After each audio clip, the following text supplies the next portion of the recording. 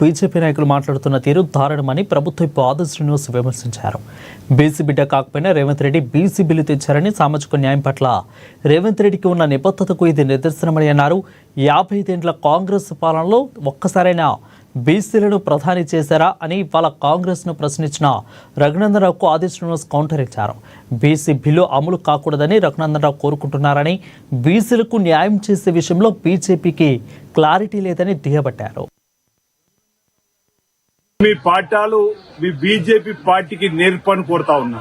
Bharatiya Janata party అగ్రకుల party. Telangana 42% బీసీలకు reservation కల్పించాలని చెప్పని చట్టం చేసి కేంద్రానికి పంపిస్తే అక్కడ షెడ్యూల్ 9 లో చేర్చే ప్రయత్నం చేయకుండా మీ ఎంపీలు ఈరోజు మా కాంగ్రెస్ పార్టీ గురించి మాట్లాడుతూ నీతులు చెప్తారా అంటున్నా. బీసీ వ్యతిరేక పార్టీ ఈ రోజు బీజేపీ ముద్ర వేసుకున్నది.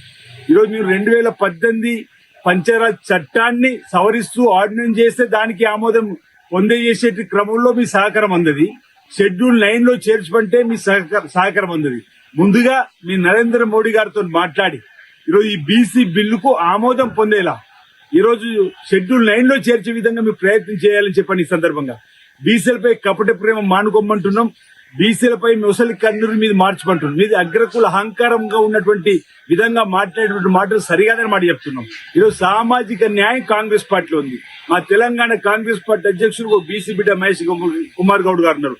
మీ బీజేపీకి తెలంగాణకి ఎవరు అధ్యక్షుడు ఒకసారి ఆలోచించండి. ఈరోజు మైనార్టీ అయినటువంటి మన్మోహన్ సింగ్ గారిని 10 సంవత్సరాలు కాంగ్రెస్ పార్టీ దేశానికి ప్రధానమంత్రి చేసినటువంటి సందర్భం కాంగ్రెస్ పార్టీతో సాధ్యం. బీసీల అభ్యున్నతి కోసం మా రాహుల్